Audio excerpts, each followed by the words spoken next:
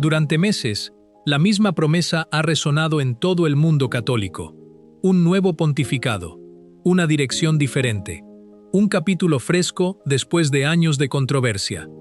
Muchos fieles esperaban que un cambio de papa produjera naturalmente un cambio de rumbo. Los titulares alentaron esa expectativa.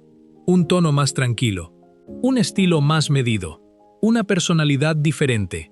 Sin embargo, la historia siempre ha enseñado que en la Iglesia, las personalidades importan menos que las decisiones, y las decisiones importan menos que las personas encargadas de llevarlas a cabo. Hoy, ya no nos ocupamos de expectativas. Nos ocupamos de hechos. Y cuando los hechos comienzan a acumularse, cuentan una historia mucho más difícil de ignorar. En el transcurso de solo unos pocos días, se desarrollaron dos eventos que, vistos por separado, podrían parecer ordinarios. Uno concierne a un consistorio extraordinario en Roma. El otro concierne a una catedral ordinaria en el norte de Italia. Uno pertenece al más alto nivel del gobierno eclesial. El otro pertenece a la vida parroquial. Sin embargo, juntos forman una sola imagen.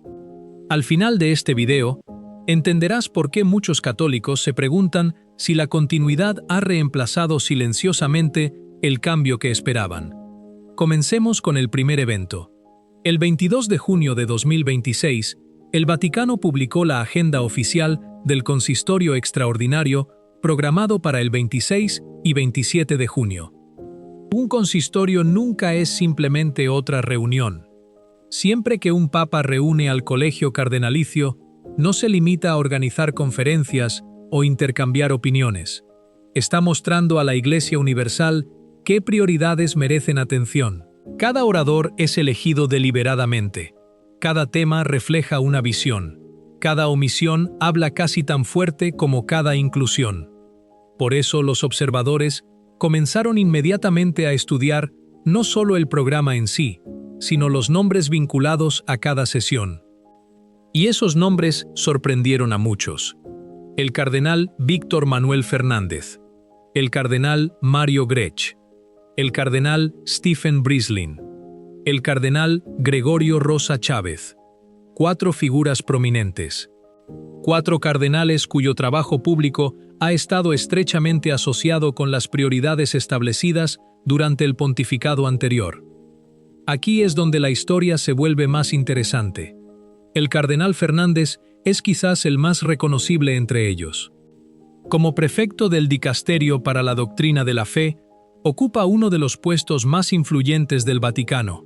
Su nombramiento atrajo atención mundial por su estrecha relación con el Papa Francisco y por su participación en varios de los documentos teológicos más debatidos de los últimos años. Su presencia en el centro de este consistorio no es meramente administrativa. Se le ha asignado la responsabilidad de una de las sesiones principales que discuten la futura aplicación de la encíclica de León XIV, Magnificat Humanitas. Si uno está de acuerdo con el cardenal Fernández o no es irrelevante. El punto es la continuidad. Si la expectativa había sido que un equipo teológico completamente diferente guiaría a la Iglesia hacia una nueva era, el programa oficial desafía de inmediato esa expectativa. Luego está el cardenal Mario Grech. Durante años, ha servido como secretario general del Sínodo de los Obispos. Su nombre se ha vuelto casi sinónimo del propio proceso sinodal. De nuevo, esto no es especulación. Es un hecho de dominio público. Encomendarle una vez más una de las discusiones centrales envía un mensaje institucional muy específico. El proceso sinodal no está siendo abandonado, está siendo continuado. La misma observación se aplica a la estructura de la reunión en sí. Los periodistas especializados en el Vaticano notaron de inmediato que el método de trabajo se parece notablemente a los recientes sínodos. Pequeños grupos de discusión. Intervenciones programadas. Sesiones de escucha. Resúmenes moderados. Reflexiones colectivas antes de las conclusiones finales. Este estilo procesal se ha convertido en una de las características definitorias de los últimos varios años. En lugar de introducir un formato completamente diferente, el nuevo pontificado parece preservarlo. Eso por sí solo no demuestra aprobación ni desaprobación, pero ciertamente demuestra continuidad. Ahora considera los temas elegidos para la discusión. La inteligencia artificial, la dignidad humana, la civilización del amor, la implementación del camino sinodal. Son asuntos significativos. Ningún católico fiel negaría su importancia. La tecnología plantea preguntas morales profundas. La dignidad humana merece una defensa constante. La Iglesia debe siempre comprometerse con el mundo moderno. Sin embargo, muchos católicos notaron algo más. Varios asuntos que han generado una discusión intensa durante los últimos meses parecen ausentes de la agenda oficial. El futuro de la misa tradicional en latín. Las tensiones crecientes en torno a las comunidades tradicionales. Las preguntas sobre las consagraciones episcopales planeadas por la Sociedad de San Pío X. Las divisiones litúrgicas. Las preguntas sobre la interpretación doctrinal. Intencionalmente o no, estos asuntos permanecen fuera del programa formal. Ese silencio se ha convertido en parte de la propia discusión, porque las prioridades no se comunican solo a través de lo que se dice, también se comunican a través de lo que permanece sin decir. La historia proporciona muchos ejemplos. Cada concilio ecuménico, cada sínodo, cada reunión papal, cada uno reveló sus prioridades no solo a través de declaraciones, sino a través de su agenda. Los temas incluidos reciben atención. Los temas excluidos permanecen esperando. Y esta observación conduce directamente al segundo evento. Mientras los cardenales se preparaban para reunirse en Roma, otro desarrollo se desarrolló silenciosamente a cientos de kilómetros de distancia. Esta vez, no dentro de los salones del Vaticano, sino dentro de una catedral, la Catedral de Bolzano.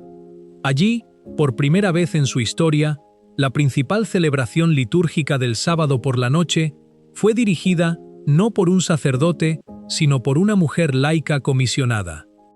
De inmediato aparecieron fuertes reacciones. Algunos celebraron el evento, otros expresaron preocupación. Aquí la precisión se vuelve esencial. Esto no era una misa. No tuvo lugar ninguna consagración eucarística. Solo un sacerdote válidamente ordenado puede confeccionar la Eucaristía. En cambio, fue lo que el derecho canónico permite bajo ciertas circunstancias. Una celebración de la palabra con distribución de la Sagrada Comunión cuando está autorizada. La mujer que dirigía la celebración actuó con autorización diocesana. No inventó la ceremonia. Siguió las normas aprobadas. Estos hechos deben reconocerse claramente. Sin embargo, la discusión no se detuvo ahí, porque muchos católicos formularon una pregunta diferente. No si la ceremonia estaba permitida, sino ¿qué mensaje comunica cuando tales celebraciones se vuelven cada vez más comunes? La diócesis explicó que la escasez de sacerdotes hace necesarias estas celebraciones. Esa realidad no puede simplemente ignorarse.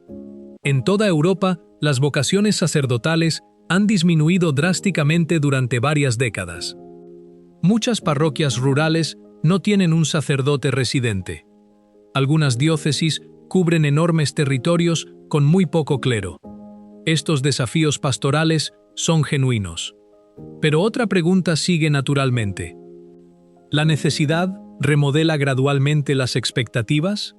Cuando las generaciones más jóvenes encuentran repetidamente celebraciones litúrgicas dirigidas por ministros laicos en lugar de sacerdotes, ¿se vuelve lentamente menos visible la distinción entre los dos?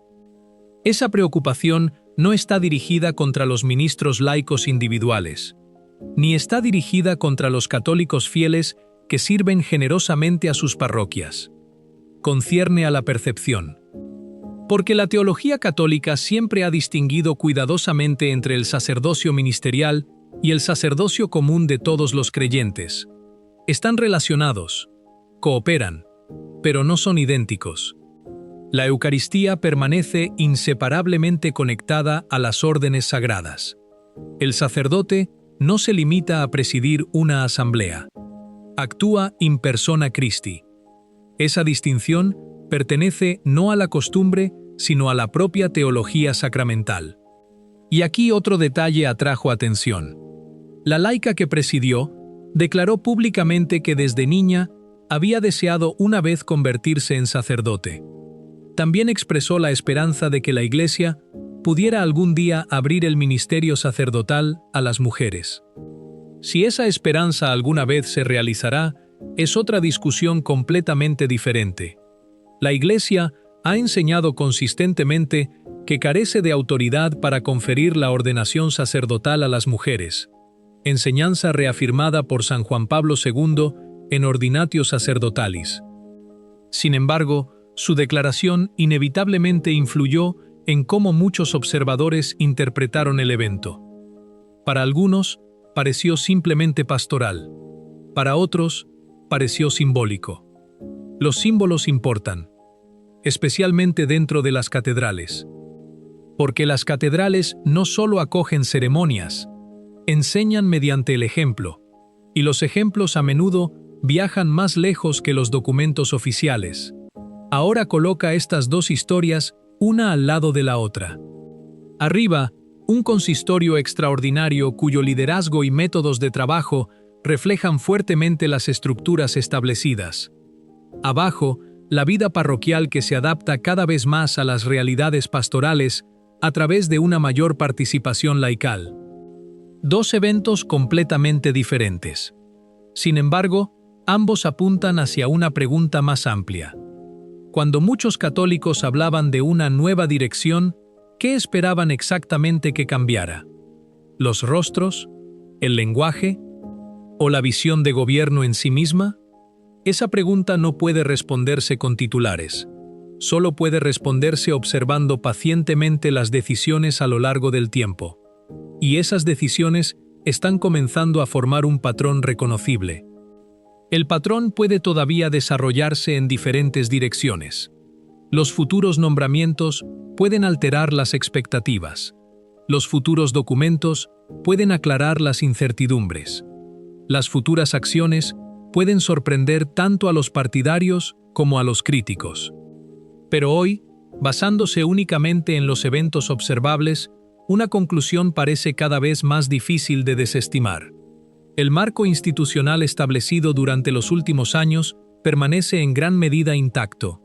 Los mismos principales colaboradores siguen sirviendo. Las mismas estructuras sinodales siguen funcionando. Las mismas prioridades siguen apareciendo en el centro de las grandes reuniones eclesiales. Si esa continuidad es reconfortante o preocupante, depende en gran medida de la perspectiva de cada uno. Pero su existencia se está volviendo más difícil de negar. La pregunta más profunda, sin embargo, no es si existe continuidad. La pregunta más profunda es si la continuidad necesariamente significa estancamiento. A lo largo de la historia de la Iglesia, cada papa ha heredado estructuras construidas por sus predecesores. Cada pontífice ha nombrado a sus propios colaboradores, pero ningún papa ha reemplazado jamás una curia romana entera de la noche a la mañana. Las instituciones se mueven más lentamente que las expectativas públicas. Esa observación es justa. Sin embargo, hay otro lado de la historia, porque la continuidad se mide no solo por el personal, sino por las prioridades. Cuando los mismos cardenales continúan dirigiendo las principales discusiones. Cuando el mismo vocabulario sinodal domina los programas oficiales. Cuando los mismos métodos pastorales continúan expandiéndose. Muchos fieles naturalmente comienzan a preguntarse si algo sustancial ha cambiado realmente. Por eso el consistorio extraordinario ha atraído tanta atención. No por lo que dice explícitamente, sino por lo que confirma silenciosamente. Toma, por ejemplo, la implementación del camino sinodal. Este no es un proyecto temporal. Representa una visión a largo plazo de la vida eclesial que se ha desarrollado durante varios años. Sus partidarios lo describen como escucha. Sus críticos lo describen como incertidumbre institucional. Cualquiera que sea la opinión de cada uno, nadie puede negar que León XIV ha elegido no interrumpir ese proceso. En cambio, sigue siendo uno de los temas principales confiados al Colegio Cardenalicio. Esa decisión habla por sí misma. Luego hay otra observación que merece una atención cuidadosa. Cada pontificado comunica a través de símbolos. Algunos papas enfatizaron los viajes misioneros. Otros enfatizaron los documentos doctrinales. Otros enfatizaron la reforma litúrgica. Otros enfatizaron el diálogo ecuménico. Los primeros meses de León XIV sugieren cada vez más que su lenguaje elegido es la continuidad institucional combinada con la moderación pastoral. Sus discursos son generalmente medidos. Su tono es tranquilo. Sus apariciones públicas evitan la confrontación innecesaria. Muchos católicos aprecian este estilo. Después de años de polarización, una voz más tranquila atrae naturalmente a muchos creyentes. Pero el estilo solo no puede responder preguntas doctrinales. Un tono amable no resuelve automáticamente los debates teológicos. Ni la cortesía resuelve los desacuerdos sobre liturgia, eclesiología o práctica pastoral. Por eso muchos católicos tradicionales continúan observando los nombramientos más que las entrevistas, los programas más que los titulares, las acciones más que las impresiones. La historia alienta esta cautela. San John Henry Newman observó una vez que las ideas se revelan a través del tiempo mediante su desarrollo. El mismo principio se aplica a los pontificados. Ningún papa es juzgado en última instancia por la emoción que rodea su elección. Es juzgado por lo que sus decisiones producen gradualmente. Esto nos lleva de regreso a Bolzano. Algunos observadores descartaron la celebración en la catedral como meramente local. Otros insistieron en que representaba algo mucho más grande. Quizás ambas perspectivas contienen parte de la verdad. Ciertamente la diócesis enfrenta una genuina escasez de sacerdotes. Ningún observador serio niega esa realidad. En muchos países europeos, las parroquias se han fusionado. Las iglesias han cerrado. La edad media del clero continúa aumentando. Estos desafíos pastorales requieren respuestas prácticas. Sin embargo, las respuestas prácticas también crean preguntas teológicas.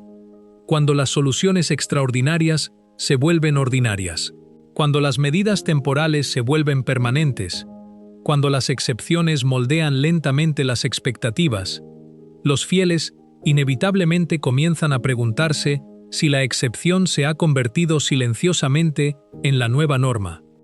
Esta preocupación no es nueva. Discusiones similares siguieron a la introducción de los ministros laicos extraordinarios de la Sagrada Comunión hace décadas. Originalmente destinados para circunstancias excepcionales, su uso se generalizó gradualmente en muchos lugares. El debate nunca fue principalmente sobre los ministros individuales. Fue sobre preservar distinciones visibles dentro del culto católico. La misma conversación regresa ahora en una forma diferente. No porque los católicos fieles laicos deseen el conflicto, sino porque los símbolos enseñan. Los niños aprenden antes de estudiar teología. Observan, imitan, absorben lo que ven repetidamente. Si una generación entera se acostumbra a celebraciones sin sacerdotes, al liderazgo litúrgico ejercido principalmente por ministros laicos, a la desaparición gradual de roles sacramentales visiblemente distintos, las expectativas futuras inevitablemente cambian. No a través de decretos formales, simplemente a través de la repetición. Ese mecanismo siempre ha existido. La cultura a menudo cambia antes que la enseñanza oficial. Los hábitos frecuentemente moldean los supuestos. Los supuestos eventualmente influyen en las expectativas, y las expectativas a menudo se vuelven difíciles de revertir. Por eso la liturgia siempre ha ocupado un lugar tan importante en la vida católica. Lex orandi, lex credendi. La ley de la oración moldea la ley de la creencia. La Iglesia ha repetido ese principio durante siglos. las personas eventualmente creen lo que su culto enseña continuamente. Esto explica por qué las discusiones sobre la liturgia generan emociones tan intensas. Para muchos católicos, estos debates no son realmente sobre estética, son sobre teología hecha visible. Un comulgante arrodillado enseña algo. Un santuario en silencio enseña algo. Un sacerdote orientado hacia el altar enseña algo. El incienso enseña. Los ornamentos enseñan. La arquitectura enseña. La música sacra enseña. De la misma manera, los cambios también enseñan. A veces intencionalmente, a veces sin querer. Por eso las decisiones pastorales, aparentemente pequeñas, a menudo generan reacciones desproporcionadamente grandes. Porque los creyentes entienden instintivamente que las prácticas visibles dan forma gradualmente a las convicciones invisibles. Vuelve ahora una vez más al consistorio extraordinario. Nota algo notable. La inteligencia artificial ocupa un espacio significativo en la agenda. Las preguntas sobre la ética tecnológica merecen una reflexión seria. Nadie lo disputa. La Iglesia debe hablar sobre las tecnologías emergentes. La dignidad humana requiere protección en cada época. Pero algunos fieles formulan silenciosamente otra pregunta. En un momento en que las tensiones litúrgicas continúan, cuando las comunidades tradicionales siguen inciertas sobre su futuro, cuando los debates teológicos sobre la sinodalidad continúan, ¿por qué estos asuntos reciben comparativamente poca atención pública? Quizás las reuniones futuras los aborden. Quizás las conversaciones privadas ya lo hayan hecho. Simplemente no lo sabemos. Pero las prioridades públicas inevitablemente dan forma a la percepción pública. Y la percepción influye en la confianza. La confianza no puede ordenarse, debe cultivarse. Esto explica por qué muchos católicos continúan expresando preocupación. No necesariamente porque rechacen cada iniciativa, sino porque luchan por reconocer una dirección teológica claramente definida. Ven continuidad. Esperaban mayor clarificación. Si esa clarificación llega, eventualmente sigue siendo una pregunta abierta. La historia aconseja paciencia. Cada pontificado se desarrolla gradualmente. Muchas de las mayores decisiones papales no se tomaron durante los primeros meses de un reinado. Algunas surgieron años después. Otras solo se comprendieron plenamente décadas después. Por esa razón, la prudencia sigue siendo esencial.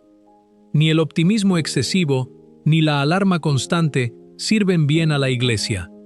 Los católicos siempre han sido llamados a algo más difícil: a observar cuidadosamente, a juzgar con justicia, a permanecer fieles, a orar constantemente. Sobre todo, a recordar que la Iglesia en última instancia no pertenece a los cardenales, ni a los obispos, ni siquiera a los papas, sino a Cristo mismo. Esa convicción ha sostenido a los creyentes a través de cada siglo. Los imperios han caído. Los concilios han dividido opiniones. Las reformas han tenido éxito. Otras han fracasado. Los papas han sido recordados como santos, otros como figuras trágicas. Sin embargo, a través de cada época, la Iglesia ha permanecido porque su fundamento no es la administración humana, sino la promesa divina. Por eso el momento presente no debería inspirar ni desesperación ni entusiasmo ingenuo. En cambio, debería inspirar vigilancia. Los fieles tienen tanto el derecho como el deber de prestar atención, no para cultivar la sospecha, sino para cultivar el discernimiento. San Pablo animó a los cristianos a examinar todo y retener lo que es bueno. Ese consejo sigue siendo notablemente actual. Cada anuncio merece una lectura cuidadosa. Cada documento merece un estudio reflexivo. Cada iniciativa pastoral merece una evaluación honesta medida contra la Sagrada Escritura, la sagrada tradición y la enseñanza perenne de la Iglesia. Ese estándar nunca ha cambiado. No puede cambiar. Porque la fe no es reinventada por cada generación. Se recibe, se protege, se transmite. Quizás esta sea la mayor lección que emerge de estos eventos recientes. La pregunta real ya no es si las expectativas se cumplieron. La pregunta real es si los católicos están dispuestos a evaluar la realidad a través de los hechos más que de las narrativas. El consistorio extraordinario ha hablado a través de su agenda. Bolzano ha hablado a través de su práctica litúrgica. Juntos invitan a cada creyente a reflexionar más profundamente sobre la dirección en la que se mueve la Iglesia. Independientemente de las conclusiones que los individuos alcancen en última instancia, una cosa permanece cierta: la misión confiada por Cristo no ha cambiado. El Evangelio sigue siendo el mismo. Los sacramentos siguen siendo los mismos. La verdad confiada a los apóstoles sigue siendo la misma. Las estrategias humanas surgen y caen. Los programas eclesiásticos evolucionan. Los pontificados comienzan y terminan. Pero Jesucristo es el mismo ayer, hoy y siempre. Ahí es donde cada católico encuentra en última instancia la confianza. No en los titulares, no en las predicciones, sino en la promesa perdurable de que la Iglesia, a pesar de cada prueba, permanece bajo la providencia de aquel que la fundó. Si aprecias el trabajo que hacemos y quisieras apoyar este proyecto independiente, puedes unirte al canal a través de su programa de membresía. Tu apoyo nos permite continuar produciendo contenido reflexivo sobre la Iglesia, la fe y los desafíos que enfrentan los católicos hoy. Muchas gracias por estar aquí. ¿Qué piensas? Si esta reflexión te ayudó, comenta amén. Dios te bendiga.